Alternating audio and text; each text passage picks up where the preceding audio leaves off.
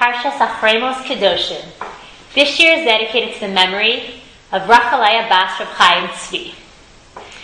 I would like to discuss chapter 18 in Parshat Acharei Mot, which discusses how the criteria, the way we have to live our life, if we would like to remain in the land of Israel. So let's begin.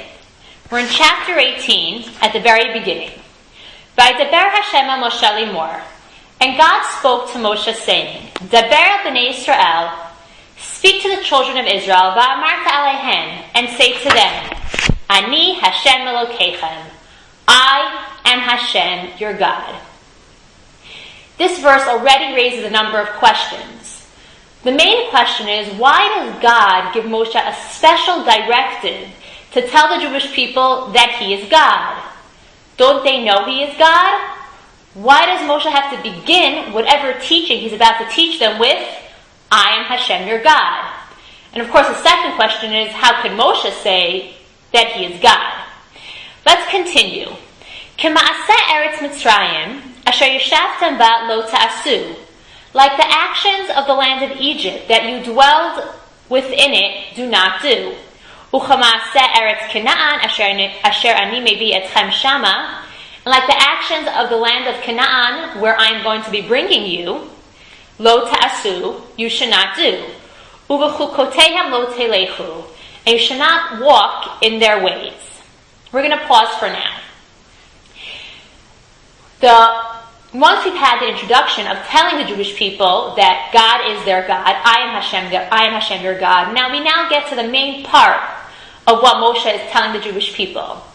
And here they are commanded not to copy the actions of the Egyptians and not to imitate the actions of the Canaanites.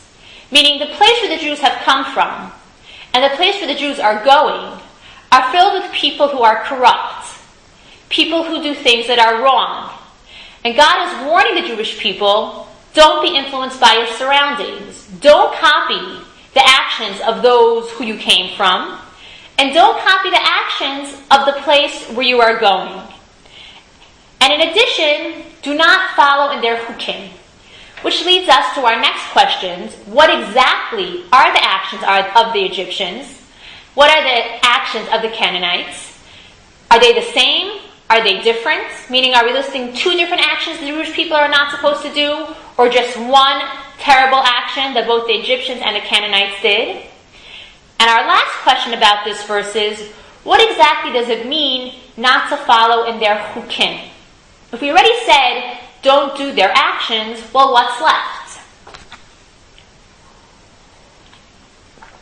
Instead, we're told in verse 4, Et mishpatai ta'asu, you should do my laws, Ve'et chukotai tishmoru, and you should keep my chukim, my statutes, lalachat bahem, to follow them, or literally, to go with them.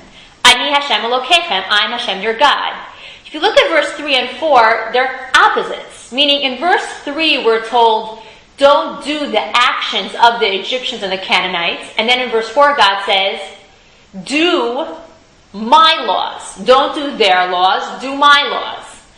And then in verse 3 we're told, do not follow in their ways. Do not follow their chukim. And instead, God says, you're supposed to keep my chukim and follow them. Again, the words are literally the same. I'm translating it as follow, but literally it means do not walk.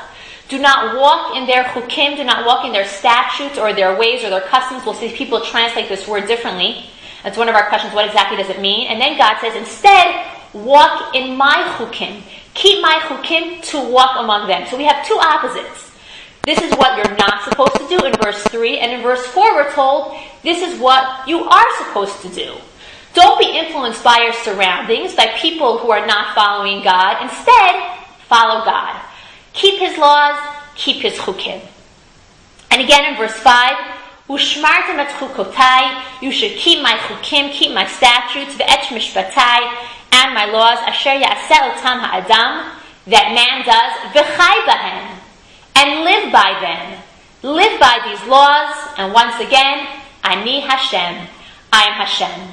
Now our questions on verse 5 is why the repetition? Weren't we just told in verse 4 to keep and to watch or to fulfill God's laws and God's statutes? Why are we repeating it again in verse 5?